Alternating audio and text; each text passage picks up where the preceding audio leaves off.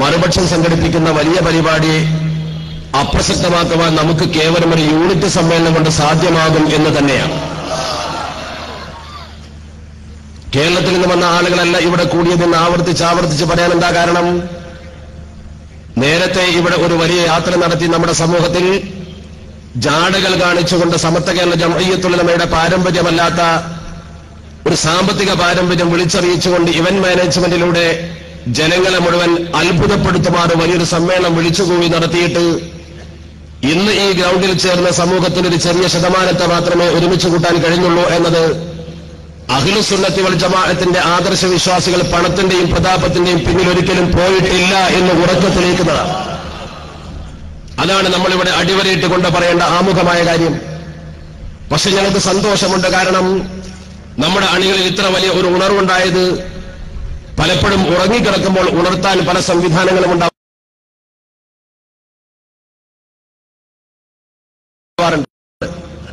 നമ്മളൊക്കെ ട്രെയിനിൽ യാത്രക്കാരനെ പോലെ ഈ സമൂഹത്തെ ഉണർത്താൻ നിങ്ങൾ വന്നത് ഗുണകരമായി എന്ന് പറയാൻ ഞാൻ ആഗ്രഹിക്കാം. നിങ്ങൾ നേരത്തെ ഇതുപോലെ ഒരുപാട് ഉണർത്തി കുവൈത്ത് കരാർ മുതൽ ഈ ഷഹറെ മുബാറക് എന്ന് പറഞ്ഞുകൊണ്ടുള്ള വ്യാജമൊഴി വിവാദം മുതൽ കഫറ വിവാദം മുതൽ നമ്മൾ ഓരോന്ന് പരിശോധിച്ചാൽ കാണാൻ കഴിയും. റസ്മുൽ ഉസ്മാനി വിവാദം വരെ നമ്മുടെ സമൂഹത്തിലുണ്ടാക്കി നമ്മളെ ഒന്ന് ഉണർത്തി. നമ്മൾ ഉറങ്ങിക്കിടക്കുമ്പോൾ ഉണർത്താനാണ് ഇവർ ചുമതലപ്പെടുത്തപ്പെട്ടിരിക്കുന്നത് എന്ന കാര്യം സന്തോഷകരമാണ്. അതുകൊണ്ടൊക്കെ ഈ സംഘടനയ്ക്ക് നേട്ടവും പുരോഗതിയും ഉണ്ടായി എന്നത് അല്ലാഹു റബ്ബുൽ ഇസ്സത്ത് ഹക്കിനെ സഹായിച്ചുകൊണ്ട് നമ്മൾ ഉയർത്തിക്കൊണ്ടിരിക്കുന്നു. പടച്ച റബ്ബിന് സ്തുതി അർപ്പിക്കുന്നു. അല്ലാഹു ഇനിയും ഈ സംഘത്തെ ഉയർത്തിക്കൊണ്ടുവരുമാറാവട്ടെ. ഞാൻ വല്ലാതെ ദീർഘിച്ച് പറയുന്നില്ല. ചില അടിസ്ഥാനപരമായ കാര്യങ്ങൾ ഉദ്ധരിക്കാൻ വേണ്ടിയാണ് ഞാൻ സമയം ഉപയോഗപ്പെടുത്തുന്നത്. ആദ്യമായി ഈ പ്രദേശത്തെ അഹ്ലുസുന്നത്തി വൽ ജമാഅത്തിന്റെ കർമ്മധീരരായ പ്രവർത്തകരെ ഇത്രയും നല്ല ഒരു സമ്മേളനം സംഘടിപ്പിച്ചതിന് ഞാൻ അഭിനന്ദിക്കുകയാണ്. ഇതിനുവേണ്ടി കഠിനാധ്വാനം ചെയ്ത ആളുകളുണ്ട്. വലിയൊരു പ്രചരണമോ വലിയൊരു യാത്രയോ ഒന്നും നടത്താതെ തന്നെ ഇത്തരം ആളുകളോട് ഒരുമിച്ച് കൂട്ടണമെങ്കിൽ ത്യാഗനിർഭരമായ ഒരുപാട് പ്രവർത്തനങ്ങൾ നമ്മുടെ പ്രിയപ്പെട്ട പ്രവർത്തകർ നിർവഹിച്ചിട്ടുണ്ടാകും. ആ പ്രവർത്തകർക്കൊക്കെ പടച്ച റബ്ബ് അർഹതപ്പെട്ട പ്രതിഫലം ഇരു വീട്ടിലും നൽകുമാറാവട്ടെ. നമ്മുടെ എല്ലാവരുടെയും നല്ല ഉദ്ദേശങ്ങൾ അല്ലാഹു സുബ്ഹാനഹു വ തആല പൂർത്തീകൃതമാക്കി തരുമാറാവട്ടെ. നമ്മളൊക്കെ നന്മയ്ക്ക് വേണ്ടി പ്രവർത്തിച്ചുകൊണ്ടാണ് സമത്വക്കൊപ്പം നിന്നത്. ആ സമത്വ കേരള ജംഇയ്യത്തുൽ ഉലമ ഇവിടെ എന്തു ചെയ്തു എന്ന ചോദ്യത്തിന്റെ വ്യക്തവും യുക്തവുമായ മറുപടി കേരളക്കരയിലും കേരളത്തിന്റെ പ്രാന്തപ്രദേശങ്ങളിലും ജ്വലിച്ചു നിൽക്കുന്ന ഈ സമത്വയുടെ സന്ദേശം ആവാഹിച്ചെടുത്ത ഈ ജനങ്ങൾ തന്നെ കേരള സംസ്ഥാനം രൂപപ്പെടുന്നതിന്റെ പതിറ്റാണ്ടുകൾക്ക് മുമ്പ് തന്നെ സമത്വയുണ്ടല്ലോ. അതുകൊണ്ട് തന്നെ സമത്വ എന്ന പേര് കേരളത്തിൽ ഒതുങ്ങുന്നതല്ല. സമത്വ രൂപീകരിക്കപ്പെടുന്ന കാലഘട്ടത്തിൽ 1925 കേരള സംസ്ഥാനം രൂപീകരിച്ചിട്ടില്ല. അതിന്റെ ശേഷം രൂപീകരിക്കപ്പെട്ടതാണ് കേരള സംസ്ഥാനം പോലും. അപ്പോൾ നമ്മുടെ നേതാക്കൾ സമത്വ കേരള എന്ന് പേരിട്ടത് കർണാടകയിലെ ആളുകൾക്ക് ഇതിൽ അണിനിരക്കുന്നതിന് തടസ്സമുള്ള ഒരു വാചകമല്ല. അങ്ങനെ ഒരു അതിർത്തി വെച്ചുകൊണ്ടല്ല സമത്വ കേരള ജംഇയ്യത്തുൽ ഉലമ പ്രവർത്തിച്ചിട്ടുള്ളത്. പ്രാദേശികവാദം വരെ സമൂഹത്തിൽ വളർത്തിക്കൊണ്ടുവന്നുകൊണ്ട് കന്നഡക്കാർക്ക് എന്തിന് കേരള എന്ന് ചോദിച്ചുകൊണ്ട് പ്രാദേശികവാദം ഉയർത്തിപ്പിടിക്കുന്ന ആളുകൾ പോലുമുണ്ട്. അവർ പോലും പഠിക്കണം. സമത്വ കേരള ജംഇയ്യത്തുൽ ഉലമ മഹാനായ വരക്കൽ മുല്ലക്കോയ തങ്ങൾ അസ്ഥിവാരമിട്ടത് കാലദേശ ഭേദമന്യ ഖിയാമം വരെയുള്ള ആളുകൾ അള്ളാഹുവിന്റെ പരിശുദ്ധ ദീനുൽ ഇസ്ലാമിന്റെ മഹൽ പന്ഥാവിൽ തന്നെ നിലകൊള്ളണം എന്ന സദുദ്ദേശത്തോടു കൂടി മാത്രമാണ്. അങ്ങനെ തന്നെ പ്രവർത്തിക്കാനും അഹ്ലുസുന്നത്തി വൽ ജമാഅത്തിന്റെ ആദർശ പതാക മുറുകെ പിടിച്ചുകൊണ്ട് മുന്നോട്ട് പോകാനും പടച്ച തമ്പുരാൻ നമുക്കൊക്കെ തൗഫീഖ് നൽകുമാറാവട്ടെ. എന്ത് ചെയ്തു സമത്വം എന്ന് കാണാവുന്നതാണല്ലോ നമ്മുടെ കേരളക്കരയിൽ. കേരളക്കരയിലെ മുസ്ലിം ഉമ്മത്തിന് ദീൻ പഠിപ്പിച്ചു കൊടുക്കാൻ സമത്വ കേരള ജംഇയ്യത്തുൽ ഉലമ ഉണ്ടായി. ആ സമത്വ കേരള ജംഇയ്യത്തുൽ ഉലമയിൽ വിഭാഗീയത വരുത്തിക്കൊണ്ട് നമ്മുടെ സമൂഹത്തിൽ ഈ കുഴപ്പം മുഴുവൻ സൃഷ്ടിച്ച ആളുകളാരാ? എന്താണ് അവർ ഈ സമൂഹത്തിൽ ചെയ്ത പ്രവർത്തനം? അവരെന്തിനു വേണ്ടി സമത്വ കേരള ജംഇയ്യത്തുൽ ഉലമയെ ഭിന്നിപ്പിച്ചു? ഇന്നലെ വരെ അവർ പറഞ്ഞു തന്ന കാര്യം എന്താ? ഇന്നലെ വരെ അവർ പറഞ്ഞത് ഓരോ സമയത്തും ഓരോ വാദഗതികളാ. ആദ്യമായി സമത്വ കേരള ജംഇയ്യത്തുൽ ഉലമയിൽ നിന്ന് ഒരു പുറത്താക്കപ്പെട്ടപ്പോൾ ഇവര് കിട്ടിയ വേദികളിലൊക്കെ ഈ സ്റ്റേജിൽ കൂടിയിരിക്കുന്ന ആളുകൾക്കൊക്കെ അറിയാമായിരിക്കാം. ചരിത്രം പഠിച്ച മുഴുവൻ ആളുകൾക്കും അറിയാം.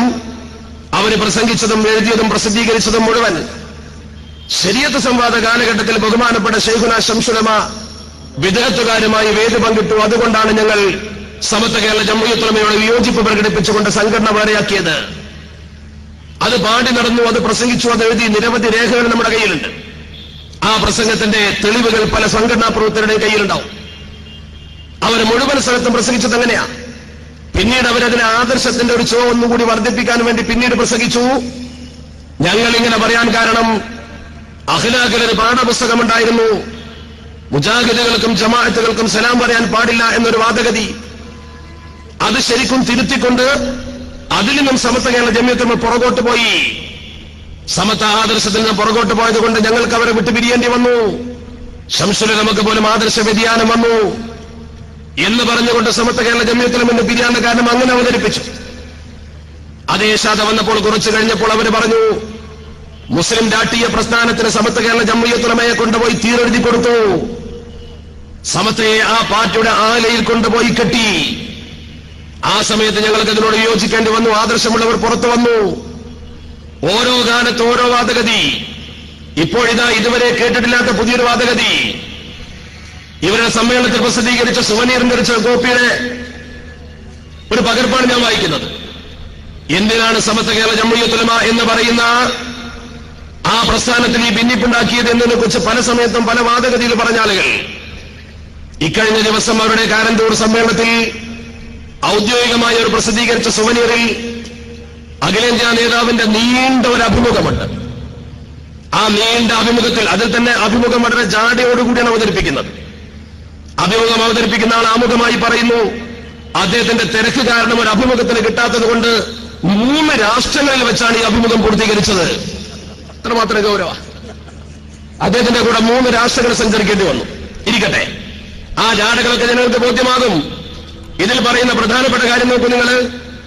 എന്തുകൊണ്ടായിരുന്നു സംഘടനയിൽ നിന്ന് മാറി നിന്നത് എന്നതിന്റെ മറുപടി ഇതുവരെ കേൾക്കാത്തത്. അവർ പറയുന്നു, ഈക്കയുടെ നിലപാട് മാറ്റത്തിന് ശേഷം, ശംസുലമയെ കുറിച്ചാണ് പറയുന്നത്, യാതൊരു ബഹുമാനവുമില്ലാത്ത പദപ്രയോഗം, അത് തന്നെ തെറ്റാ. നിലപാട് മാറ്റത്തിന് ശേഷം ഞങ്ങളെ പുറത്താക്കാൻ ശ്രമങ്ങൾ ആരംഭിച്ചു. ഈക്കെ തന്നെയായിരുന്നു ഈ നീക്കത്തിന് നേതൃത്വം നൽകിയത്. അങ്ങനെ ഞങ്ങൾ നാട്ടിലില്ലാത്ത നേരത്തെ മുഷാവറ വിളിക്കുന്നു. എന്തിനാ? ഇവർ നാട്ടിലില്ലാത്ത സമയത്ത് ഇവരെ പുറത്താക്കാൻ മുഷാവറ വിളിക്കാം. ഇവരെ പുറത്താക്കാൻ ശംസുലമക്ക് ഇവരെ പേടിക്കണ്ടേ? എന്തോ ഒരു ഭയമായിരുന്നു ശംസുലമക്ക്. എന്നിട്ട് പറയുന്നത് ഞങ്ങൾ നാട്ടിലില്ലാത്ത സമയത്ത് മുഷാവറ വിളിച്ചു. അതിനെതിരെ TC മുഹമ്മദ് മുസ്ലിയാർ കോടതിയിൽ നിന്ന് സ്റ്റേ വാങ്ങിച്ചു. പച്ചക്കണ്ണം വിളിച്ചു പറയുന്നത് അതിനല്ല. TC മുഹമ്മദ് മുസ്ലിയാർ കോടതിയിൽ കൊടുത്ത സ്റ്റേയിൽ ഞങ്ങളെ നേതാക്കൾ സ്ഥലത്തില്ലാത്തത് കൊണ്ട് സമത്വയുടെ യോഗം നിർത്തിവെക്കണമെന്നൊരു പദപ്രയോഗമുണ്ടോ? ഉണ്ടെങ്കിൽ പറ. ഒരു പണ്ഡിത സംഘടനയുടെ പേരിൽ കളവ് പറയുന്നതിന് അതിരില്ലേ? TC കോടതിയിൽ കൊടുത്ത അപ്ലിക്കേഷനിൽ എവിടെയെങ്കിലും ഞങ്ങൾ നേതാക്കൾ സ്ഥലത്തില്ലാത്തത് കൊണ്ട് മുഷാവറ നിർത്തണമെന്നൊരു പദപ്രയോഗം ഉണ്ടോ? നേരെ മറിച്ച് അയാൾ പറഞ്ഞ എന്താ? നേതൃത്വത്തിൽ ഞങ്ങൾക്ക് വിശ്വാസമില്ല. സമത്വ കേരള ജമിയത്തുൽ മേധാവിധിയല്ല പ്രവർത്തിക്കുന്നത്. സമത്വയുടെ പ്രവർത്തനം റിസീവർ ഏൽപ്പിക്കണം. കോടതിയിൽ ആവശ്യപ്പെടാത്ത ജനങ്ങൾ എഴുതി ബോധ്യപ്പെടുത്തിക്കൊണ്ട് കളവ് പറയുന്നതിന് പിന്നെ പറയുന്നു, പിന്നീട് ചേർന്ന് ഞങ്ങളെല്ലാം പങ്കെടുത്ത യോഗത്തിൽ സമത്വയുടെ കേസ് നടത്തുന്നതിന് മിനിറ്റ്സിൽ ചില തിരുത്തലുകൾ വരുത്തണമെന്നും അതിനുള്ള പൂർണ്ണ അധികാരം സെക്രട്ടറിക്ക് നൽകണമെന്നും ആവശ്യപ്പെടുന്നു. സമസ്യയുടെ മിനിറ്റ്സ് തിരുത്തണമെന്ന് ശംസുലം ആവശ്യപ്പെടുക. അതിനുവേണ്ടി അധികാരം സമത്വ സെക്രട്ടറിക്ക് കൊടുക്കണമെന്ന് പറയുക. സമസ്തയുടെ മിനിറ്റ്സ് അങ്ങനെ ഏകപക്ഷീയമായി ഒരു ആളെ തിരുത്താൻ അനുവദിക്കാൻ പാടില്ല എന്നതായിരുന്നു ഞങ്ങളുടെ വാദം. ഒരാൾ സമസ്തയുടെ മിനിറ്റ്സ് തിരുത്താൻ പാടില്ല. ഒരാൾ ആരാണ്? ബഹുമാനപ്പെട്ട ശൈഖുന ശംസുലമ ഖദ്ദസല്ലാഹു സിർറഹുൽ അസീസ്. ആ മഹാനുഭാവന് മിനിറ്റ്സ് തിരുത്താൻ അധികാരം കൊടുക്കാൻ പാടില്ല എന്നാണ് ഒരു വാദം. സത്യത്തിൽ ശംസുലമ മിനിറ്റ്സ് തിരുത്താൻ ആവശ്യപ്പെട്ടിട്ടില്ല. സമസ്തയുടെ മിനിറ്റ്സ് എന്തിനാ തിരുത്തുന്നത്? അങ്ങനെ തിരുത്തിയെങ്കിൽ ഏത് ഭാഗം എന്തിനു തിരുത്തുന്നു എന്ന് പറയണ്ടേ? ഇന്നേ വരെ ഉന്നയിക്കാത്തൊരു വാദമല്ല ഈ പറയുന്നത്. എന്നിട്ട് ഇവര് പറയുന്നു അങ്ങനെ ഒരാളെ തിരുത്താൻ അനുവദിക്കുന്നത്, അങ്ങനെ അനുവാദം നൽകുക എന്നത് വലിയ അപകടമായിരിക്കുമെന്ന് ഞങ്ങൾ മനസ്സിലാക്കി. മിനിറ്റ്സ് തിരുത്തുന്നത് സംബന്ധിച്ച് ഈ തർക്കമാണ് യഥാർത്ഥത്തിൽ സമത്വ കേരള ജമിയത്തുൽ ഉലമ പുനഃസംഘടിപ്പിക്കാൻ ഞങ്ങളെ നിർബന്ധിച്ച സാഹചര്യം. പതാ സാഹചര്യം, ഒരു പുതിയ സാഹചര്യം. മിനിറ്റ്സ് തിരുത്താൻ അനുവദിച്ചില്ല എന്നതാണ് കുറ്റം. ഇന്നേ വരെ പറയാത്ത പുതിയൊരു കുറ്റം. എന്തേ കാലങ്ങളിൽ ഇങ്ങനെ മാറ്റി പറയേണ്ടി വന്നു? ഓരോ കാലത്തും ഓരോന്ന് വിളിച്ചു പറയേണ്ട ഗതി എന്തുകൊണ്ടാണ് വന്നത്? എന്തിനു നിങ്ങളെ പുറത്താക്കി എന്ന് പോലും നിങ്ങൾക്കിപ്പോ അറിയാതായിരിക്കുന്നു. അത്രമാത്രം അത്തും വിത്തും നിങ്ങൾക്ക് ബാധിച്ചു കഴിഞ്ഞിരിക്കുന്നു എന്നൊരു തെളിവാണത്. ഞങ്ങൾ എന്തിനാ പുറത്താക്കിയെന്ന് പോലും അറിയില്ല. സമത്വ കേരള ജമിയത്തുൽ ഉലമയുടെ ചരിത്രത്തിൽ ഇവരെ പുറത്താക്കാൻ കാരണം വളരെ വ്യക്തമാണ്. നേരത്തെ നമ്മൾ പലവട്ടം പറഞ്ഞിട്ടുണ്ട്. സമയവും സന്ദർഭവും കിട്ടുമെങ്കിൽ പറയാം. പിന്നീട് ഇതിൽ ഈ അഭിമുഖത്തിൽ അദ്ദേഹം തന്നെ നേരിട്ട് പറയുന്ന ഒരുപാട്